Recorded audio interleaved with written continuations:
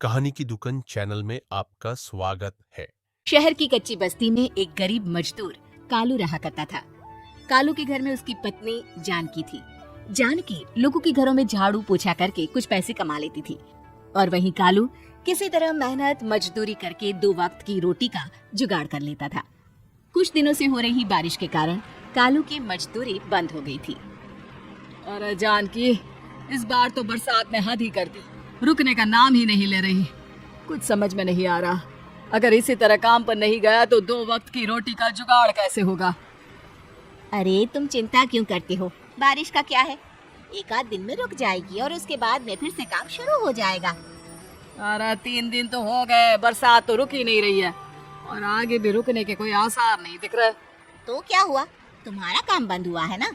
मैं तो अभी भी लोगों के घर झाड़ू पोछा करने जाती ही हूँ। मेरे पगार से कुछ दिन तो निकल ही जाएंगे। अरे घर का खर्चा तो हम किसी तरह चला लेंगे जानकी, लेकिन ये जो छत टपक रही है इसका क्या करेंगे। ये बात तो आपकी सही है। हमारी झोपड़ी अब काफी पुरानी हो चुकी है और इसके छप्पर में भी कई सारे छेद हो गए हैं। रात भर पानी टपकता रहता है। अरे मैं भी इसी बात से बहुत परेशान रहता हूँ, कहीं किसी दिन ज्यादा बारिश आ गई तो हमारी झोपड़ी टूट कर बिखर ना जाए। राम राम राम, ऐसी अशुभ बातें क्यों करते हो। अरे ऐसा कुछ नहीं होने वाला, ये झोपड़ी ही तो हमारा सब कुछ है। अगर यही नहीं रही तो हम जाएंगे कहाँ।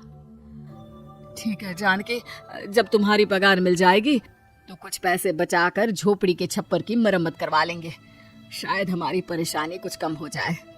ठीक है जी, अब ना ज्यादा परेशान मत हो। ये लो खाना खा लो और सो जाओ, सुबह मुझे भी जल्दी काम पर जाना है। जानकी और कालू अपनी झोपड़ी में सो गए। रात को अचानक से बहुत तेज बारिश शुरू हो गई। धीरे धीरे बारिश का पानी कालू की बस्ती में भरने लगा।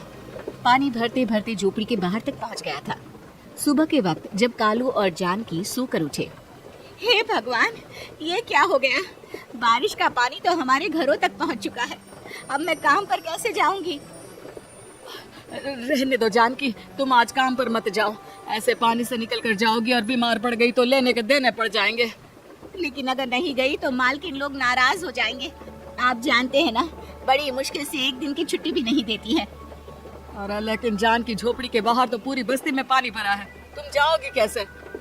जानकी जैसे तैसे करके काम पर चली जाती है, लेकिन अगले दिन फिर से बहुत ज्यादा बारिश होती है और बस्ती में ज्यादा पानी भर जाता है।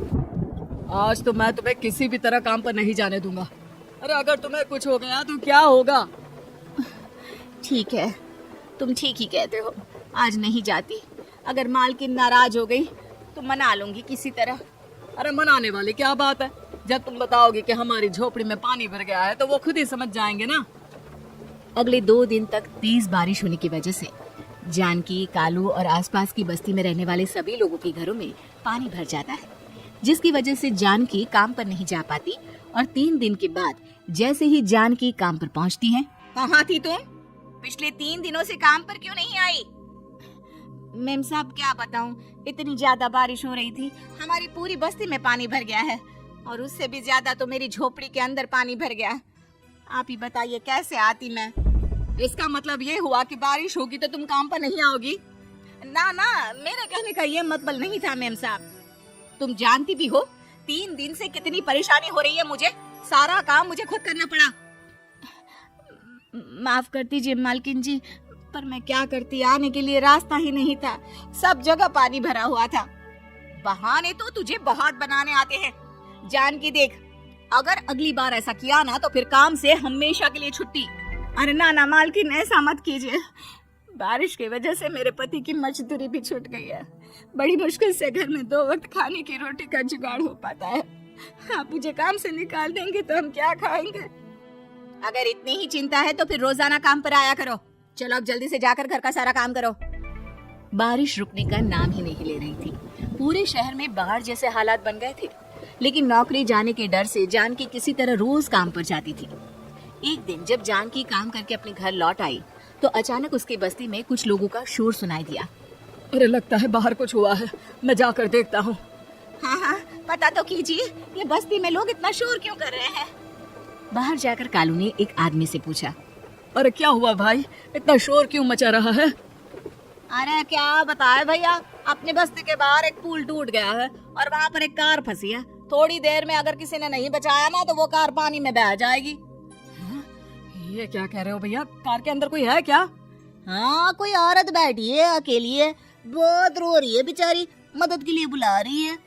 अरे तो हमें जाकर उनकी मदद करनी चाहिए ना। अरे लेकिन इसमें बहुत खतरा है, हमें अपने आप को बचाना चाहिए। पानी कभी भी हमारी बस्ती की तरफ आ सकता है।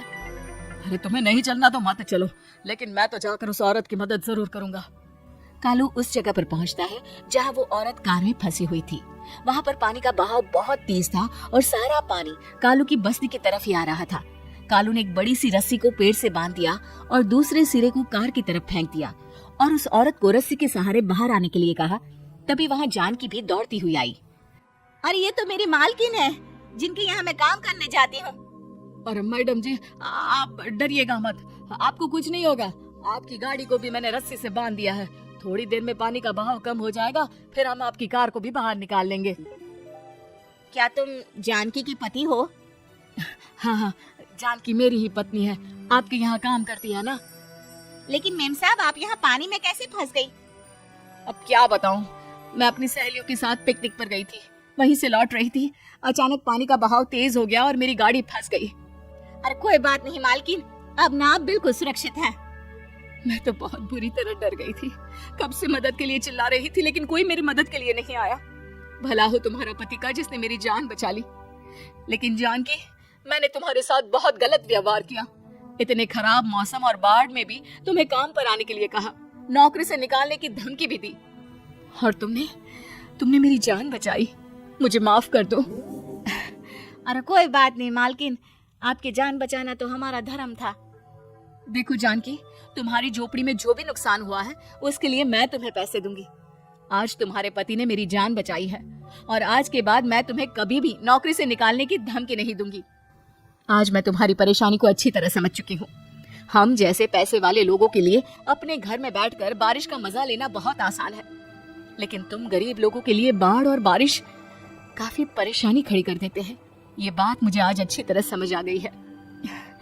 आपका बहुत बहुत धन्यवाद मालकिन।